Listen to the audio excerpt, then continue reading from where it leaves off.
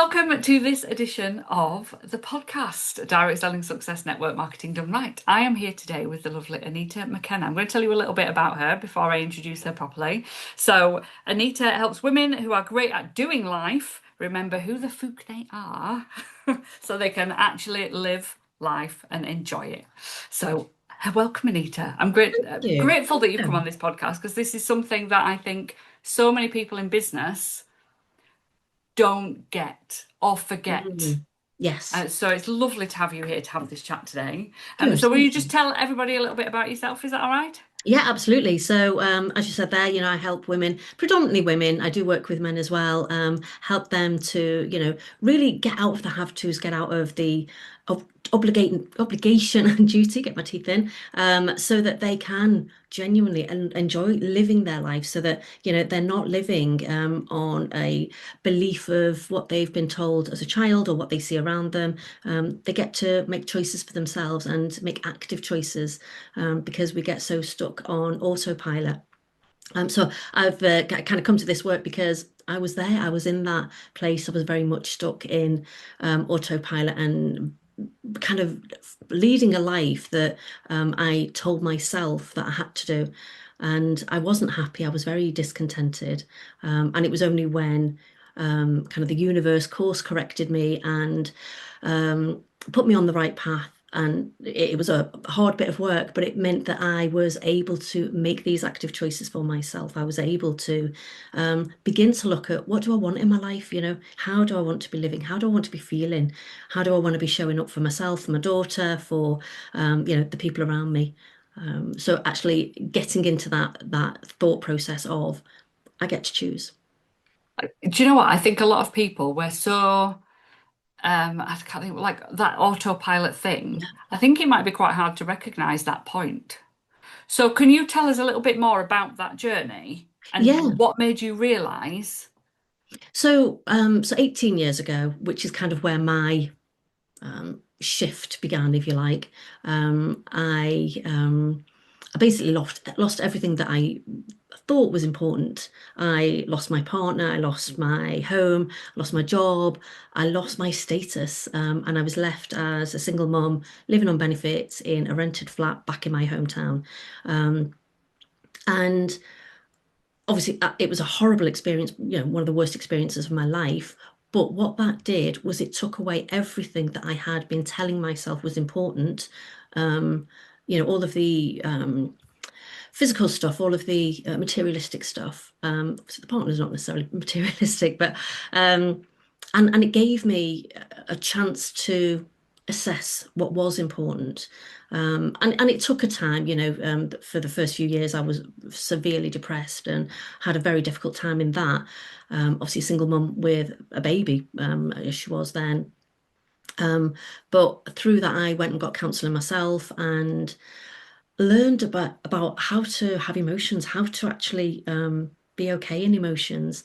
And then I trained and qualified as a counsellor. And that then opened up a whole load of different things for me, understanding that it's safe to have emotions. I used to feel that it was a weakness, feeling vulnerable was a real weakness, showing people how I felt about stuff. So I kept everything very tight, very held in. But actually discovering it's safe to be vulnerable with the right people in the right environment, not just with everybody, was a huge liberation for me. So that was sort of 18 years ago. And then about 8 years ago, that wasn't really active choice. There was an active choice within it, but I was forced to do something. And then 8 years ago, my daughter was getting ready to go to high school. And it's something I talk about quite a lot because it was a huge transition for me. If you've ever kids that have gone from primary to high school, and I was very involved with the primary school, so I was in there regularly, doing. I was a dinner lady, and you go to the assemblies and you go reading with the little ones and all that kind of stuff. So suddenly, high school, you wave them off at 7:30 in the morning, and you hear nothing, see nothing till 4 in the afternoon. And it was that concept of, truthfully, her going off into her next phase of life, which is absolutely right, but feeling a little bit left behind, feeling like, well, she's doing something amazing. What about me, kind of thing. which doesn't feel comfortable to admit that I was feeling left behind because she was just going to school. But it was kind of what that was bringing up for me. And that kind of made me look at what was going on in my life at that point. Was it enough? Was it serving me the way I wanted it to serve me? And another story within that is I had been given an opportunity to get a mortgage. Obviously, I'd lost my home. I had to surrender the keys to my home previously. I hadn't really thought that that was going to be an opportunity for me again. But because of a load of circumstances around that, I was kind of offered it and then it was taken off me. That was kind of the click that made me go, right, I'm not accepting this anymore. I want a better life. I want more in my life. And that was kind of when I moved over towards coaching and actively chose to look at what I could do to make my life be the version I wanted it to be. So not just, again, not just what I'd been given, what I was told I could have, very much going, right, well, what do I want? And how do I get there? And it wasn't always about the physical time. It wasn't just about the house. I did get the house. I'm here now. But it wasn't just about that. It was about having that belief in myself that I can have these things, being happy with who I am, being content with what I've got. And again, I was very discontented way back then. But in my life now, and obviously it's not perfect, it's not like, there is nothing wrong. But I very intentionally choose to be grateful for what I've got, be grateful for the life I've got. I mean, I literally sit in here this every morning and write down some gratitudes. And even just, the fact that my daughter's healthy. Actually recognizing that, acknowledging that, um, and the things that I actively do to make my life be the way I want it to be. Things like, coming on podcasts like this and sharing this with a wider group of people.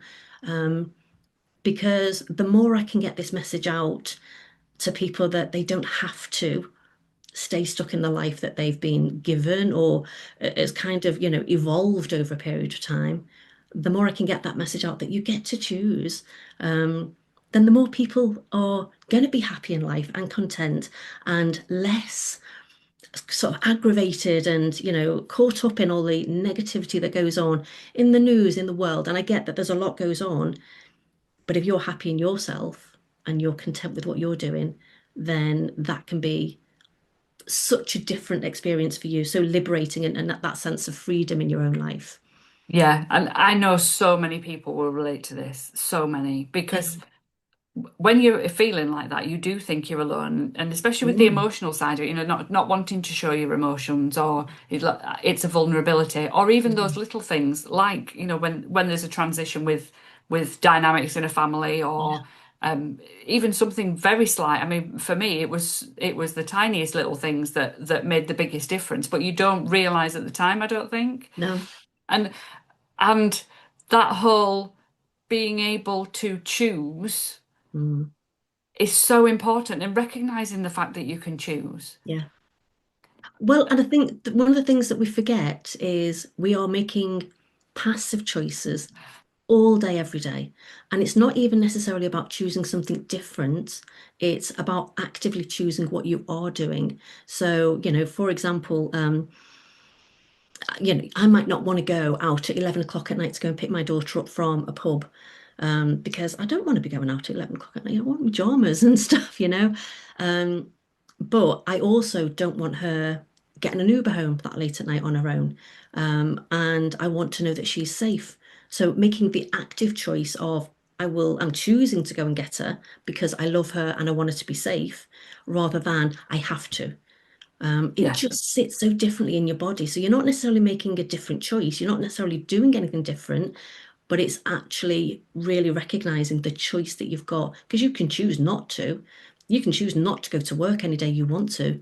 And every day you tell yourself, I have to, it feels out of your control. But if you wake up and, I'm not saying you're going to jump out of bed and start singing, but, if you wake up and kind of go, well, I'm choosing to go to work today because I want the income so that I can pay for my home, or I want the income so I can go on that lovely holiday. So I'm going to choose to go to work today. If you make it an active choice, you feel so much more in control of your life. Yeah, and this is something that I have done for a very long time. So I have I don't know well, those listening won't be able to see it, but those watching this will be able to see. I've got a little plaque on my bookshelf, and it basically says, "I choose to have an amazing day." Amazing. Yeah.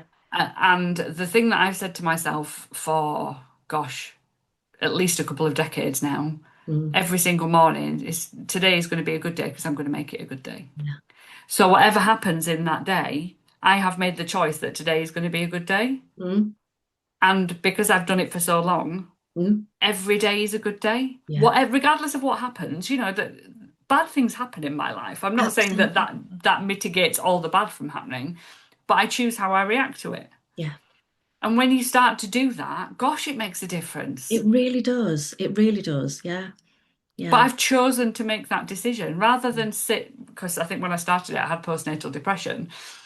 Yeah, it will have been because my daughter's 23 now. Mm, So started doing it then when I was feeling absolutely rubbish. yeah. Didn't want to get out of bed and Mm. no, I'm going to say it, I didn't want to look after my daughter. No.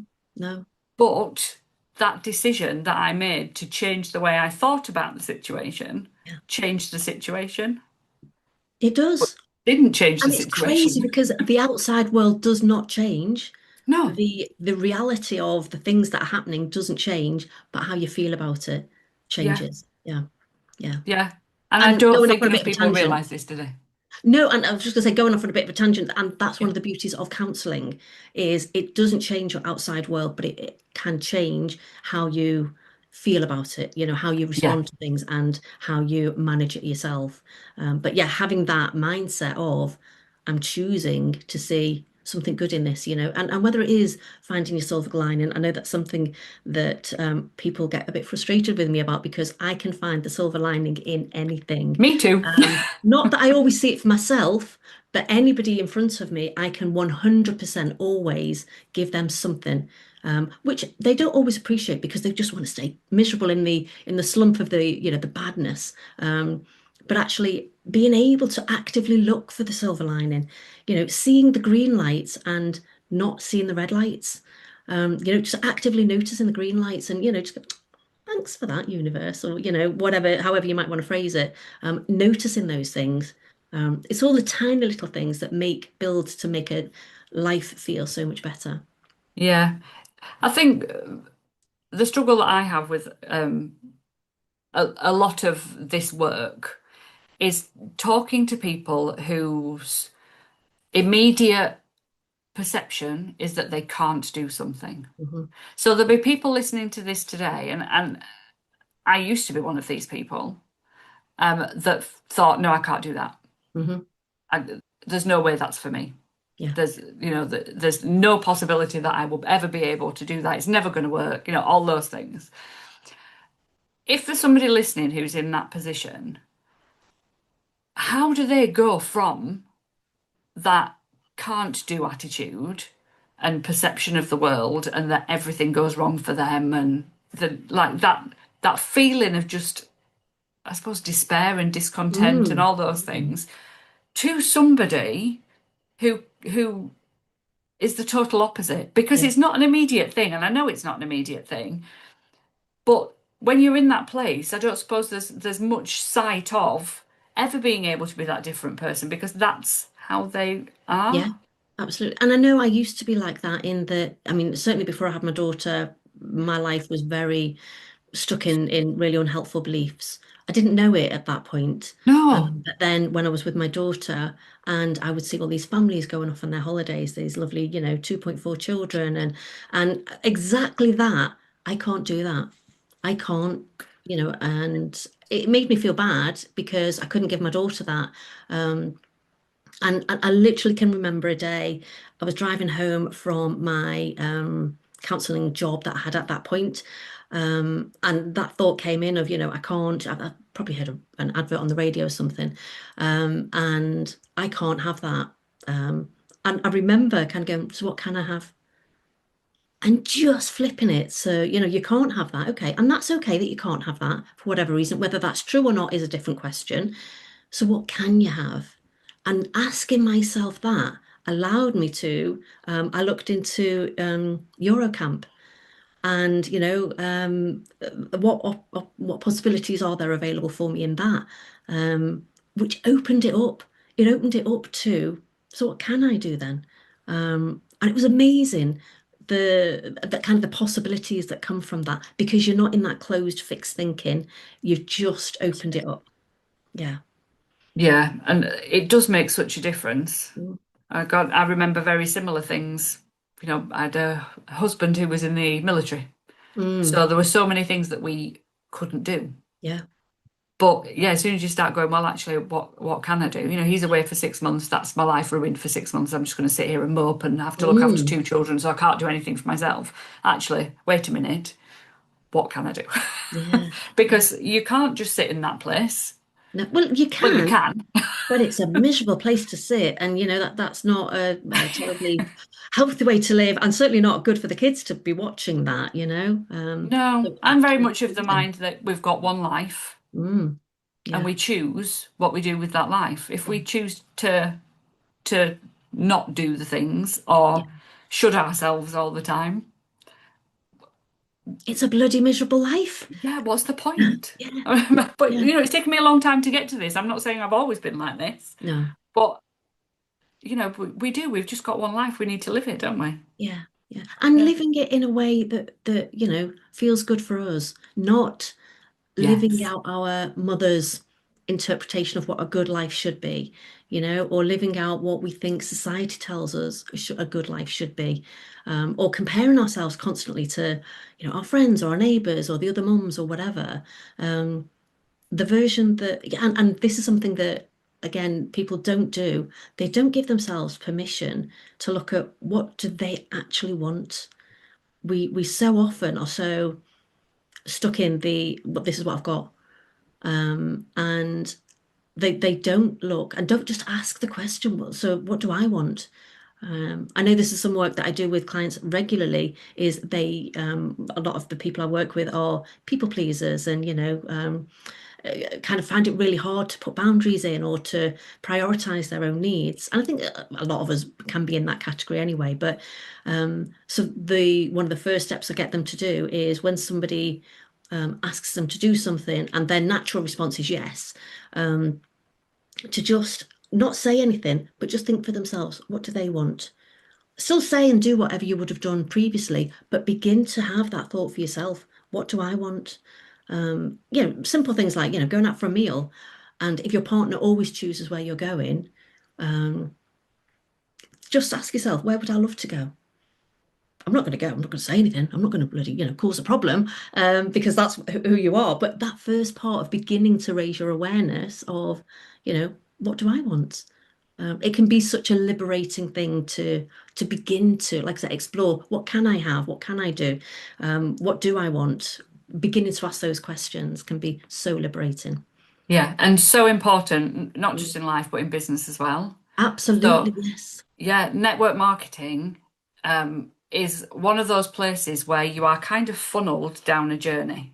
So you join with a company, you become that company. Mhm. So, you use their branding, you abide by their rules and regulations, Yeah. you follow their structure, and you're pushed down a career path or a company plan that expects you to recruit and expects you to sell a certain amount or expects you to go on these trips, and you're pushed, not always, but Mm. sometimes down this path, and it can be quite stressful, and it Yeah. can be quite restrictive.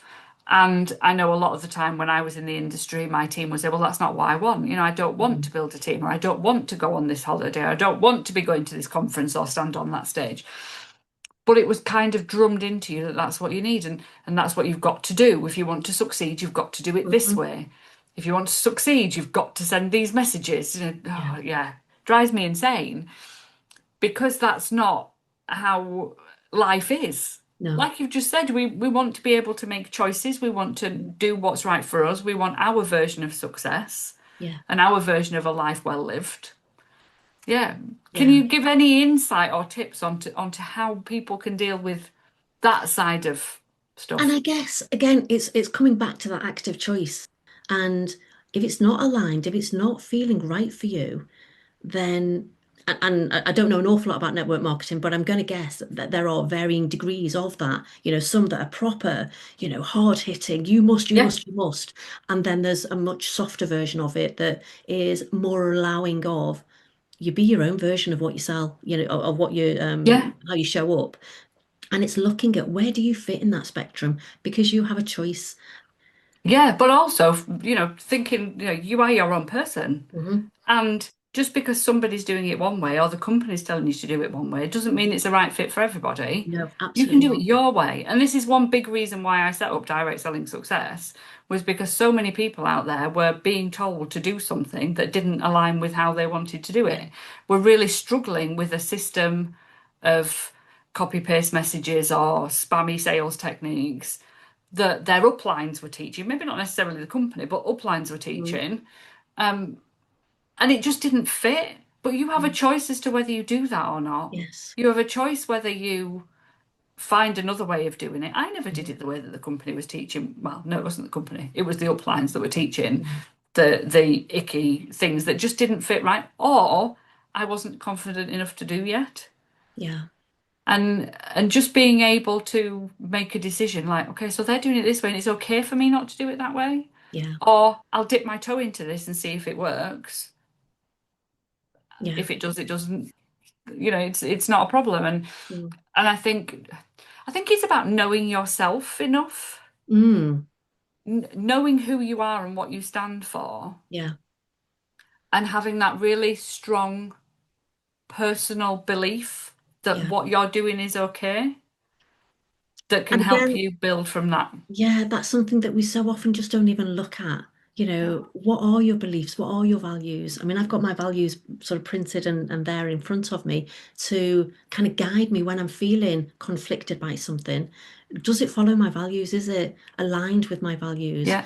Um, but I've only got that because I did that bit of work, a number of years ago now that really helped me to be secure in how I Mm. show up and just even like say asking those questions of um, being able to be confident in who you are, having a certainty in um, this is how I want to be rather than the cookie cutter mini versions of the company and like you say the uplines and you're not meant to be that. You're meant to be your own self within the obviously within the overall bracket of what the company does, but your own version of that, yeah. So making those choices, looking into, how do I want to show up, who do I want to be, and making those choices. Um, is this aligned? Yeah. Yeah. I th I do think that if people can start to work on themselves, they Mm, become a better business owner. yes, yeah, And I don't think enough people in the business world, network marketing or otherwise, treat that as the most important thing uh, yeah, as part, in their business. They are the mm, most important thing in their business. If they're not absolutely. functioning to the best of their abilities and have the self-belief Mhm. and the ability to decide, make decisions based on where they want to go Mm, and want to live that life that they've yeah, always dreamed of. That's the bit that needs to be done first, or alongside yeah. everything else that they're doing, but made a priority. Yes, totally agree. And I think once you understand that, even just understanding that you can make those choices, understanding that you can um, choose for yourself, that there is scope there for you to not have to. There is definitely scope there for you to go, what do I want? Rather than just, yeah, staying stuck in, this is what the company says, so this is what I have to do. Um, Getting that sense of who they are, um, so that they may be able to still follow the guidance they've been given, but they're doing it from a place of, this does align for me. I do want to be doing this rather than in the belief that I have to because that's what they're telling me. Yeah, Doing that personal development is, yeah. is so important to that, so that you can, like you say, to create a successful business, that you're not going to get burnt out. You're not going to be resentful every day that you're getting out of bed. Instead, you get up wanting to go to work and wanting to meet the people and do the things, because it feels good for you. Yeah, yeah, absolutely. So we're coming to the end of this now. Is there one thing that you can give to people that you think is the first step on this journey of starting to live a life that they actually enjoy Mm. and running a business that they enjoy? You know, we're a business Absolutely, yes, podcast. yes. Um, like one thing they can go and do now, because this is a huge thing. You know, you can't Mm. change your entire belief system in a No, day. no, It's it doesn't work like that. no, absolutely So not. what are the first steps? And I think it's really important that you recognize there that you don't need to overhaul your whole life either. It's not about doing that. It's about, like you say, the little things. So one of the first things that I always ask people to do, and I kind of hinted at this before, is asking yourself the question, what do you want? Noticing where you automatically step in. And rather than just jumping straight into fix a problem, just step back a little bit, give somebody else a bit of space to for them to step in and take control. And it will feel uncomfortable. Your natural reaction may well be to jump in and fix it and take over. But by letting somebody else do it, it actually creates a bit of space for you to have more thought around what do I want. Not saying yes immediately, just beginning to put some of those little interrupters in that, like I say, they will feel a little bit uncomfortable, but when you do it and nothing horrific happens, it begins to build a bit of confidence for you, and you get information that, it's safe for me to not jump in and fix everything. It's safe for me to say no, which then allows you to expand on that. But that is a really helpful starting place to just begin to practice. So putting some of those interrupters in. Yeah, and I Yeah. suppose it's also noticing your thought processes a little bit. Notice the words you're telling yourself. Absolutely. I mean, should, must, need to, have to. Anytime you hear yourself saying any of those words, just check in and say, who said? Is that true? Do I want to?